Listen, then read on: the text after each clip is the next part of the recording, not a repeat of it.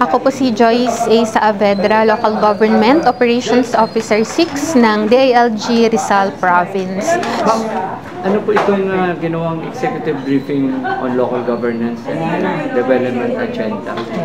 So ito po executive briefing, ginagawa po ito sa bawat local government unit po natin. So mandato po siya ng DILG at ng Local Government Academy. Ito po yung pagkakataon kung saan ilalatag po ng ating local government units, ang kanila pong mga personnel at ang mga elected officials, yung mga major accomplishment nila noong nagdaang administration. And along with highlighting those accomplishments, itatahal din po yung mga gaps or challenges encountered sa implementation ng kanilang program and other challenges na na-encounter nila along the way. But ang pinakamahalaga po dito is while highlighting those accomplishments, sa executive briefing, nagkakaroon po tayo ng malaking picture o nakikita natin ano yung state of local governance sa kanilang LGU. Ano yung mga strength, ano yung weaknesses, at ano yung mga areas na kailangan nilang i-improve at bibigyan po nila ng karapatang recommendation and initial action para yun yung susundan nila sa 3 taon po na meron sila as elected officials. Ma'am, gusto ko lang bigyan impact dito. Yung regatas pero tapos lang po ng matinding bagyo at ano po ang naging ng local government ng Cainta regarding dun sa ginawa nila? May mga mga pagkukulang at dapat gawin yan? Actually po, ang na-highlight po is through the guidance din naman po ni Mayor kanina during his message, nagbigay po siya ng kanyang 3-point agenda. Actually, marami nga daw po yun, pero 3 lang yung for the purpose po ng ating activity. And isa po sa nabanggit niya is yung sa flooding. Ano po, dahil katatapos nga lang po ng ilang bagyo na dumaan po sa atin, hindi po naging ligtas ang Cainta sa epekto po ng mga pag-ulan na yon. May mga ilang area po tayo na binaha. And we are glad na alam po ng LGU na yun yung isa sa mga pressing issues nila.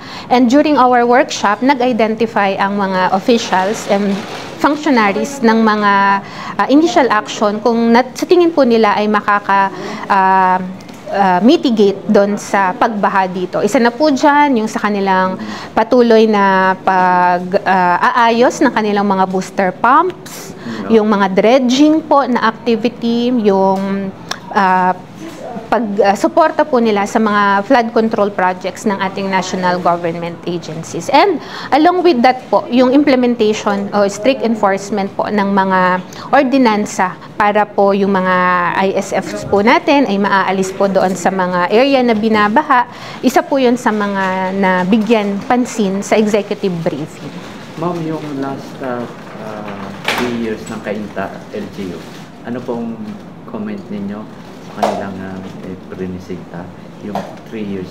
Yung sa State of Local Governance Summary po na piniresent ng LGU, impressive po siyang na masasabi. Bakit po? Kasi iilan lang yung mga local government units natin na CMCI passer bilang mga competitive local government units. Kumbaga, kaghanay po sila ng Rizal Provincial Government bilang mga competitive province. So ito po, competitive municipality. Ilang taon po sila na na-awardan nun. So ibig sabihin, hindi po sila nahuhuli sa larangan po ng public service. And ang mayor po natin, sa message niya ulit kanina, nagbigay pa rin siya ng pagpapahalaga sa health sector at saka nga po doon sa disaster and effects po ng flooding. So, nakikita po natin na with this executive briefing, nagkaroon ng points ang executive, nagkaroon din po ng points ang legislative, at nagkaroon po sila ng isang workshop kung saan doon po lahat ng idea, recommendations ng bawat isa na concern ay nilagay po natin na initial action para mas lalo pang mapaganda ang kanilang pagsiservisyo, paninilbihan po sa darating na 3 taon. Maraming salamat po, ma'am. Thank you po.